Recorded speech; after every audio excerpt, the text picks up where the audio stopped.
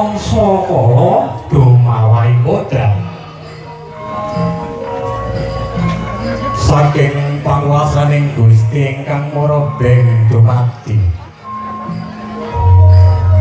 nalika semana ana titahing Gusti ingkang asita jalu tanapi wanita ingkang semedya netepi jejering kagesangan cek alaming madya temanten sekalian hambalang hantal ingkang wujudipun sedah liniting benang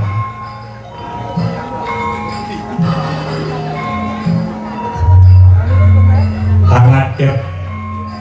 memuji nuwun donga pamuji mereka pengipun samanat goharga anggenipun mampu gadah mangya bagya mulya katon kembang-kembang kumabanging sekara triwarna kembang warna telu mati rinunci kandil ingkang sampun wonten jroning bokor kencana panjenenganipun Ibu Jurias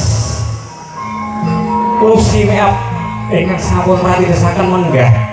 tata cara adabi di dono ingkang sampun tumampah wonten ing Surakarta diningrat parandene panjenenganipun Bapak Suryanto taksih anguri-uri budaya ediluhur panjenenganipun Ibu Jurias sampun hamiji sekertaning parisang awak temanten kakung sawetara lajaken ayo dene sekertaning rebet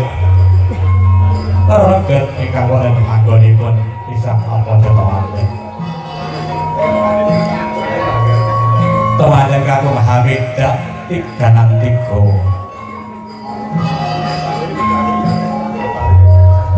ing ngandhap jerapat wonten triwarna ing ajeng mati kandel sawetawis tata cara menggah adicara panggih wonten sampun hadap paripurna memuji pring Gusti kamu temanten kanan genjer sumandi para wadalah ibu Bapak Suryanto mangke pareng hatulajane menggah Atmojo temanten anggenipun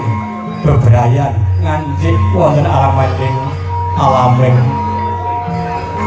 ing anggenipun tansah mangya bagya mulya tinuntun kautaman lon-lonan kasurung kasongyong dinongo dening beninganipun para rawuh renggah menggah lampah ing tata cara panggih kadhe menika tansah nyuwun moyo-moyo wonten Gusti kawasa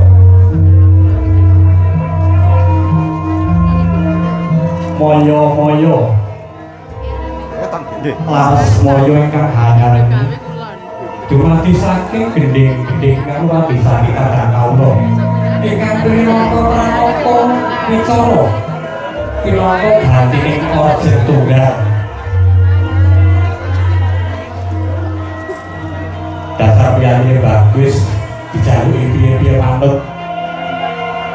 sone yo gadis luwes arep mugi-mugi saged lancar samanggalipun pambiwarane dongake ya men payu sawetawis temanten putri kakung sampun kanggahaken dening Rama dalah ibu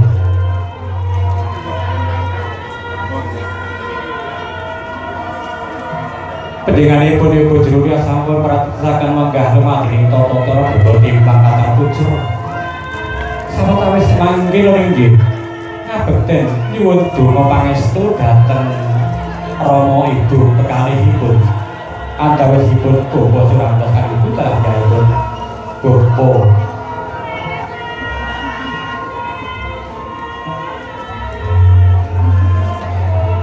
pisan sekalian kali meniku sawetawis dimanggil Ibu Triulias kasuwarake manggah tata cara dono timbang kata bujur miwahake ngabekten utawi sukan jateng Rama dan Ibu karena sawetawis nyaniku bersenggah kata malu raksasara monggo mangke tenamen dengan kali mono